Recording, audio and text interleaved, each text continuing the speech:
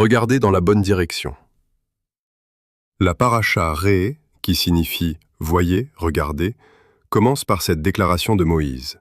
« Vois, je mets aujourd'hui devant vous la bénédiction et la malédiction. » Elle met en garde contre l'idolâtrie et les faux prophètes, rappelle les lois alimentaires des animaux purs et impurs, interdiction du sang, les dîmes, la remise des dettes lors de la 7e année et les 3 grandes fêtes de pèlerinage, Pessa, Shavuot et Sukkot. La Haftara nous promet que Dieu bâtira Jérusalem comme une cité de pierres précieuses. Le regard est au centre de cette paracha. Les yeux sont comme un radar, ils discernent forme, couleur, visage, mais aussi la vérité cachée derrière les mots, bienveillance ou danger, amour ou tromperie. Pourtant, ce même regard peut devenir une porte de convoitise. Les yeux convoitent les idoles, la nourriture interdite, les désirs impurs, ils créent des besoins inutiles et se détournent parfois des vraies valeurs. C'est pourquoi la Torah rappelle que même la nourriture est un test de vision. La nourriture impure séduit les yeux et obscurcit l'âme. Ainsi, les yeux sont à la fois le langage de l'âme et la porte du péché. Ils reçoivent du monde extérieur, mais révèlent aussi ce qui se trouve à l'intérieur. Le visage et le regard reflètent l'état du cœur et l'orientation de l'âme. La Neshama, l'âme profonde, s'exprime par les yeux. Elle cherche toujours une source spirituelle, elle se nourrit de ce qu'elle contemple. Voilà pourquoi la Torah nous avertit « Ne mangez pas d'aliments impurs, ne regardez pas les idoles », car se tourner vers l'ésotérisme, les cultes étrangers ou les religions, c'est donner à la Neshama une nourriture interdite. Beaucoup s'y perdent. Attirés par une fausse lumière, ils s'égarent dans des forêts obscures où la vision de l'âme s'assombrit.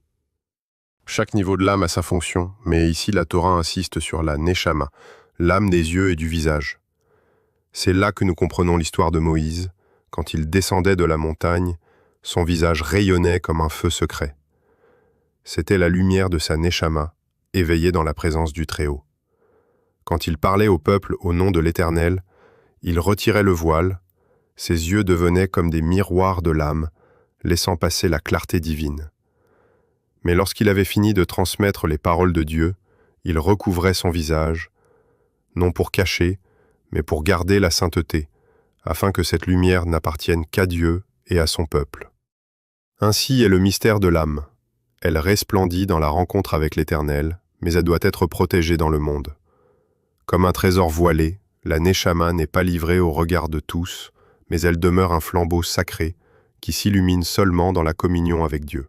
La Neshama brille quand elle est en présence de Dieu ou quand elle transmet ses paroles. Lorsque le regard est bien orienté, la Neshama se connecte à la Torah, à la vérité et à la sagesse divine. Elle se nourrit de la lumière sainte. Les lois alimentaires ne sont donc pas de simples règles, elles lient la Neshama à la source supérieure. De la même manière, garder dans sa maison des objets liés à des cultes étrangers, statues chrétiennes, croix, Bouddha ou objets superstitieux, détourne inévitablement la Neshama de sa vocation. Car même un simple regard oriente l'âme, soit vers la vérité de Dieu, soit vers le mensonge. C'est pourquoi il est écrit « Vous ne suivrez pas vos yeux ». Nombre 15-39. Nous sommes entrés dans le cycle des 7 consolations, et avec cette paracha, nous voyons la 3e consolation. 1. Adonai Shama, l'Éternel est là, la présence, orge. 2. Adonai Yireh, Dieu pourvoit, la provision, blé. 3. Adonai Roi, l'Éternel est mon berger, la guidance, vigne, je rendrai ton nom puissant. Cette 3e consolation nous tourne vers le Messie, le berger fidèle qui conduit son peuple. Après la présence et la provision, Dieu ouvre nos yeux pour nous guider vers le lieu qu'il choisit, Jérusalem. Moïse répète plus de 20 fois « Vous adorerez à l'endroit que l'Éternel choisira pour y faire résider son nom. » Cet endroit, c'est Jérusalem, le cœur de la consolation.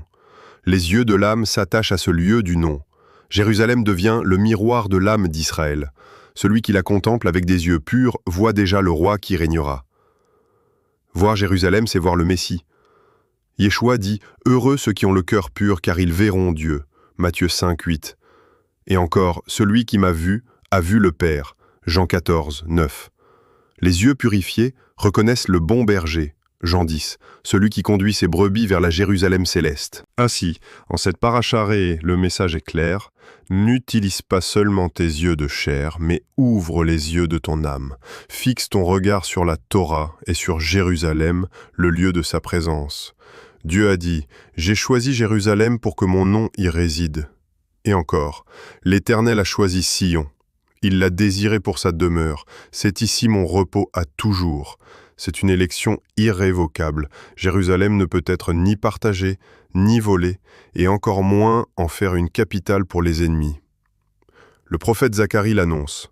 Jérusalem sera une pierre pesante pour tous les peuples. Tous ceux qui la soulèveront seront meurtris. Tant que le peuple d'Israël garde ses yeux fixés sur Jérusalem, elle reste inviolable. Le Messie y viendra régner, non comme un roi étranger, mais comme le roi d'Israël, confirmant que Jérusalem est l'héritage éternel d'Israël.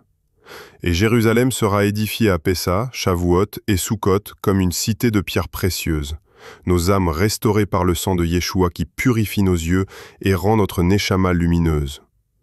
Car celui qui regarde avec un cœur pur verra Dieu, et celui qui fixe ses yeux sur Jérusalem fera reculer tous ennemis et verra le roi apparaître dans sa gloire. Shabbat Shalom.